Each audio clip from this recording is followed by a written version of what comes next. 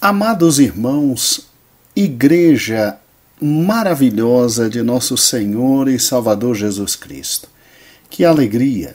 Estamos mais uma vez juntos. Aqui é Pastor Gedeon Júnior que vos fala e hoje, dia 9 de fevereiro, vamos estudar o capítulo 6 de Mateus. Que capítulo maravilhoso! Que capítulo fantástico! Ele faz parte do primeiro grande sermão de Cristo, que é o Sermão do Monte. E veja comigo que coisa extraordinária. Jesus aqui continua o que começou no capítulo 5. O Sermão do Monte vai até o capítulo 7 e o capítulo 6 trata sobre as atividades espirituais. Sim, todo aquele que serve a Deus, todo aquele que busca a Deus, todo aquele que quer estar na presença de Deus, naturalmente produz, realiza, faz atividades denominadas de atividades espirituais. Veja, todo e qualquer religioso vai procurar adorar o seu Deus. Toda vez que estiver com problemas sérios, vai procurar buscar conversar com seu Deus, fazendo orações, intercessões e, obviamente, grato por tudo o que lhe acontece, acreditando ser da parte do seu Deus uma providência, vai adorá-lo, vai bendizê-lo. Jesus não recriminou as atividades religiosas. Jesus, ao contrário, disse que elas devem existir. Elas são fundamentos de uma vida que se diz absolutamente dedicada a Deus. É lógico que na nossa vida religiosa, na nossa vida de comunhão com Deus, é óbvio que nossas orações são importantes, é óbvio que nossa adoração é fundamental, o jejum é essencial e, obviamente, o amor ao próximo, no tocante a ofertas, ajudas e esmolas, são exercícios de suma importância. Cuidado, não me entenda mal. Jesus aqui não está defendendo a salvação por intermédio das obras, de maneira alguma. A salvação é pela fé, fé nele, Jesus Cristo. Mas na medida em que abro o meu coração para que o Senhor Deus restaure a minha vida, é óbvio que a consequência será uma vida espiritual produtiva e, óbvio, com manifestações espirituais. Jesus, então, não repreende manifestações espirituais dos seres humanos. Sim, nós podemos praticar a piedade por intermédio das esmolas e contribuições. Sim, nós temos o direito de olhar para os céus e buscar a Deus em nossas orações. Sim, como todos os demais, nós também temos o dever de simplesmente, às vezes, nos afastar de comida e bebida, praticando o jejum, para mortificação da carne, para estar um pouco mais na presença de Deus. Compreenda, exercícios espirituais são fundamentais para a vida cristã. Agora, o que Jesus denuncia neste texto aqui em Mateus 6 é o perigo da hipocrisia. Hipocrisia. Não sei quantos sabem, mas dar esmolas, orar, jejuar, eram disciplinas espirituais importantes na religião judaica, principalmente realizado por um grupo chamado fariseus. Jesus não condena tais práticas, mas olhando a vida de um fariseu e vendo que havia muito de hipocrisia, Jesus disse: olha, eu não quero no meu reino que manifestações, que disciplinas espirituais, como oração, jejum, esmolas, piedade, sejam feitas da boca para fora. Ou seja, eu não quero hipocrisia. Quem é o hipócrita? Hipócrita, irmãos, a expressão é um substantivo que fala, obviamente, sobre um ser que é dominado pela hipocrisia. A hipocrisia é um termo de origem grega que significa originalmente uma máscara, ou seja, aquele que usa uma máscara. Ou seja, o termo hipócrita significa originalmente um ator que usa máscara. E Jesus, vendo os principais fariseus de sua época e vendo a sua religiosidade absolutamente falsa e terrível, disse: eu não quero que os meus discípulos, já que o Sermão do Monte é dirigido a discípulos, eu não quero que meus discípulos vivam na hipocrisia. Portanto, em primeiro lugar, muito cuidado com a questão da piedade, ou seja, a questão de ajudar aos pobres, dar esmolas, ajudar a quem está precisando. Jesus diz: eu não quero de vocês as mesmas atitudes dos fariseus, que simplesmente ao dar esmolas tocam trombetas para chamar a atenção de si e para que todos os vejam como seres absolutamente amorosos. Na verdade, são hipócritas. São hipócritas. Me escute.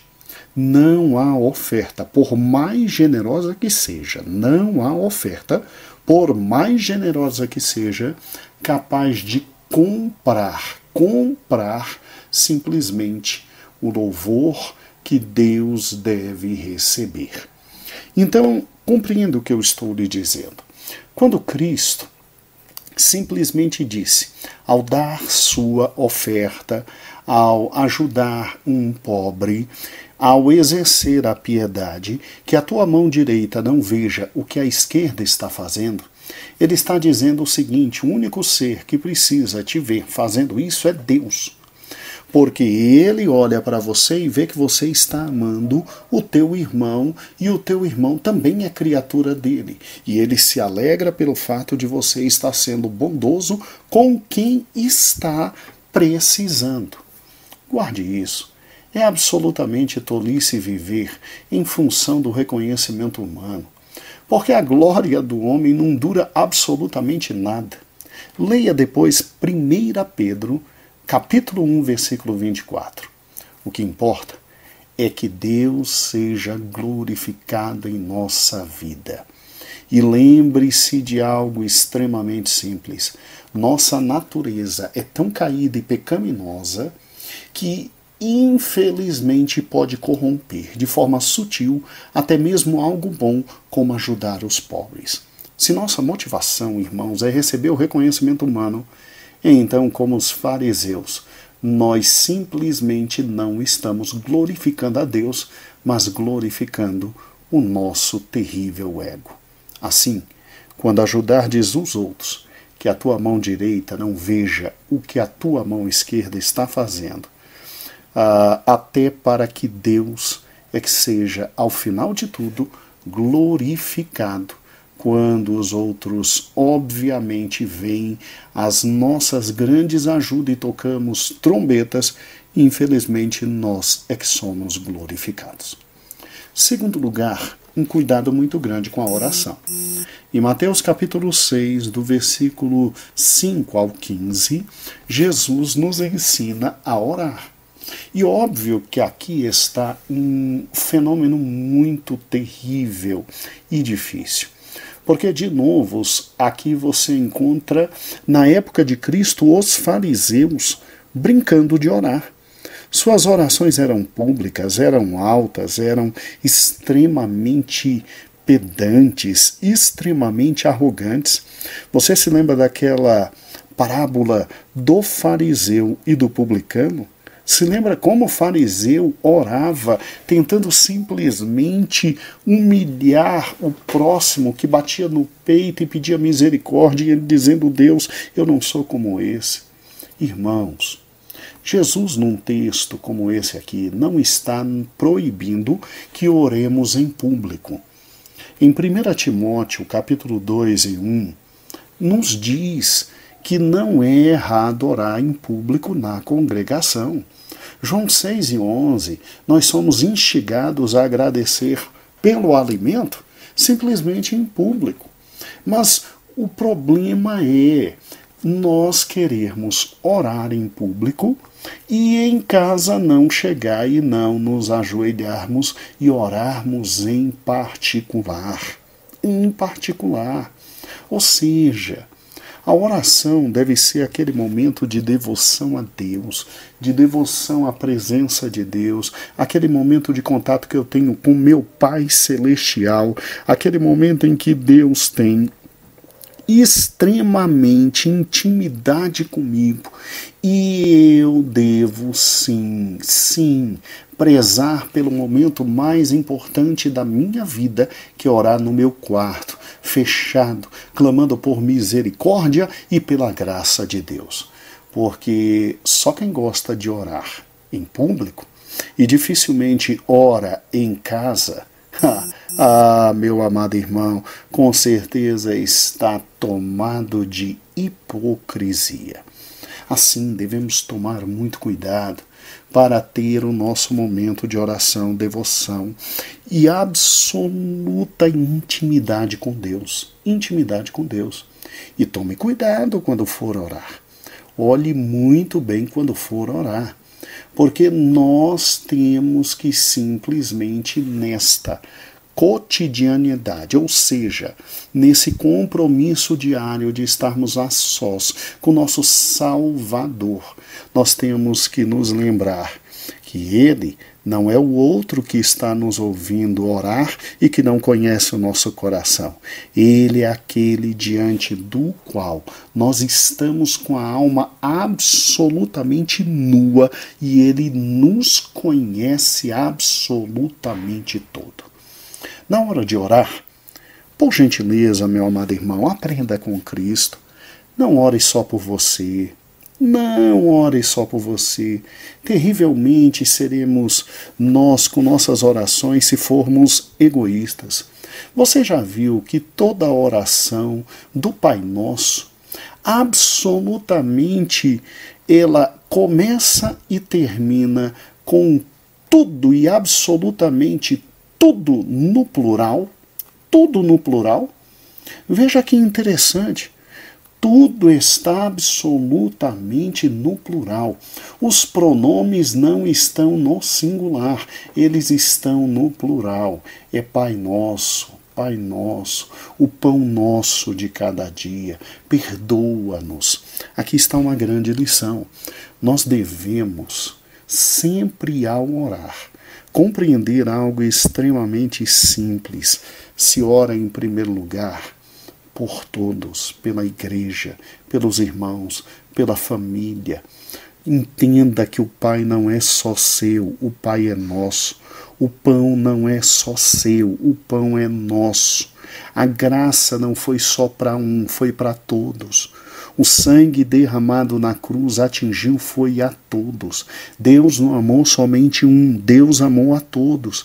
Então aprenda a orar no plural.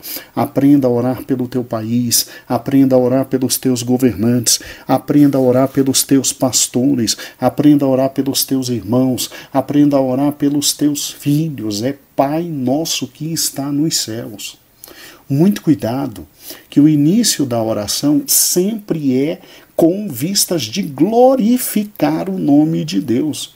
Pai nosso que estás no céu, santificado seja o teu nome. Venha a nós o teu reino, seja feita a tua vontade. Glorifique o nome de Deus no início.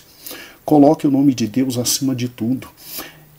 É interessante que a oração ela não começa com propósitos e interesses pessoais, mas com interesses absolutamente voltados para Deus e interesses de Deus. O nome de Deus, o seu reino e a sua vontade. Irmãos, Deus em primeiro lugar, até na oração. Deus em primeiro lugar e seus propósitos até na oração. Agora, é óbvio, depois de colocarmos na nossa oração os propósitos de Deus em primeiro lugar, os interesses de Deus em primeiro lugar, as finalidades, a grandeza de Deus em primeiro lugar, aí sim é possível pedir. Sim, não há nada errado de pedir. Não há nada errado de você clamar: o pão nosso de cada dia dá-nos hoje. Livra-nos do mal, livra-nos das tentações. Só não se esqueça que devemos orar também com espírito de perdão. Lembre-se do que Jesus falou. Na medida em que nós experimentamos verdadeiramente o perdão do Pai, nós temos que ter a disposição de perdoar aos outros, porque perdoa as nossas ofensas, assim como perdoamos os nossos devedores. Oh, amados irmãos, é fundamental orarmos como Jesus nos ensinou. No tocante ao jejum, nós devemos compreender que, infelizmente, aqui de novo a hipocrisia era muito grande. O fariseu tinha algo fantástico com o jejum. Primeiro, ele procurava jejuar todas as segundas e quintas-feiras. Quando você lê Lucas 18 e 12, era uma prática normal deles, o que não havia problema nenhum, mas, segundo a palavra de Deus, a exigência de jejum mesmo era sempre no dia anual do dia da expiação, segundo Levítico 23 e 27. Jejuar um pouco mais do que os outros é problema? De maneira alguma. Mas os fariseus faziam de modo visível para que todos vissem que eles estavam jejuando e que eram espiritualmente superiores aos outros. E o objetivo era, sim, receber o louvor dos homens. Oh, amados irmãos, não é errado jejuar, mas a gente tem que fazer da forma correta e pelos motivos certos. Jesus jejuava. Os membros da igreja primitiva também jejuavam. Você pode ver isso em Atos 13 e 2.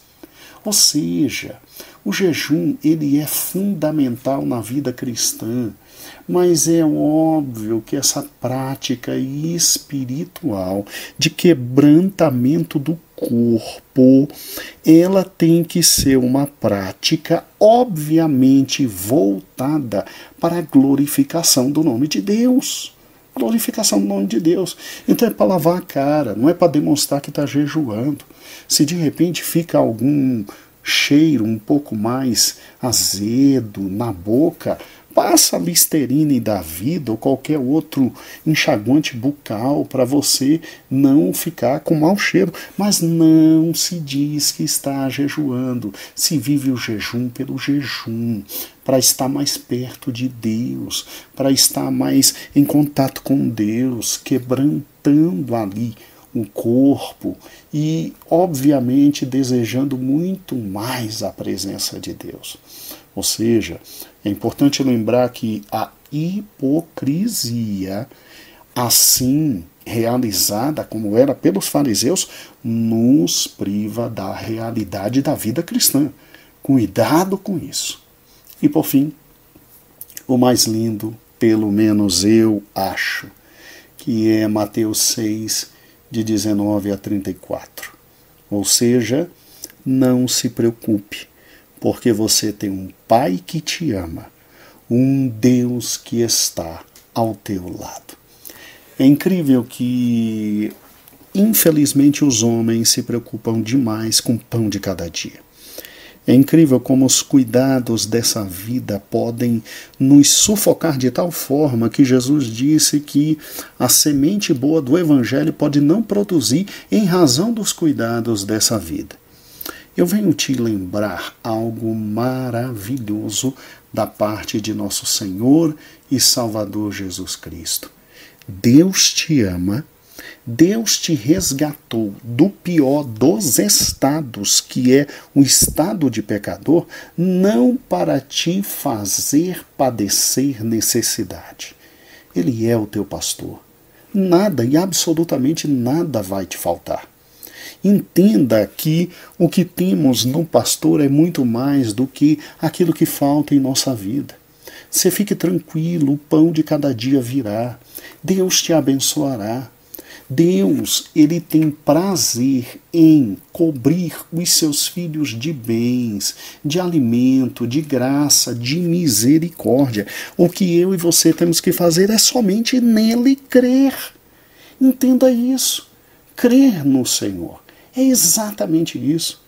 Se Deus cuida de pássaros, irmãos, e se Deus cuida do lírio do campo, que hoje existe, amanhã não existe mais, Ele não vai cuidar de você? É lógico que Ele vai cuidar de você. Óbvio, não me entenda errado, não estou levando ninguém à preguiça. A gente acorda, a gente levanta, a gente trabalha, a gente corre atrás do pão de cada dia, a gente luta todo dia, mas todo dia a gente tem a graça de Deus. E a graça de Deus de tal forma que quando chega o horário do culto, a gente não quer saber de outra coisa, a gente quer estar no culto. A graça de Deus de tal forma que quando chega o horário da visita, a gente quer estar na visita, a gente quer estar no ensaio, a gente quer servir a Deus. A gente não pode preencher a nossa agenda inteira como se Deus não existisse, sua casa e as suas prioridades. Guarde direitinho o que está em Mateus 6:33. Buscai, em primeiro lugar, o reino de Deus, e todas as demais coisas te serão acrescentadas. Ou seja, coloca uma coisa no coração. Jesus em Mateus 6 está explicando, cuidado com a hipocrisia e a ansiedade, porque tanto uma como outra são pecados. Hipocrisia é pecado, mas a ansiedade também é pecado. Lembre-se que se tivermos fé em nosso Pai e colocarmos o nosso Pai e seu reino em primeiro lugar, Ele suprirá todas as nossas necessidades. Assim, creia no Senhor Deus Todo-Poderoso. Deus te abençoe. Um grande abraço. O Senhor esteja contigo.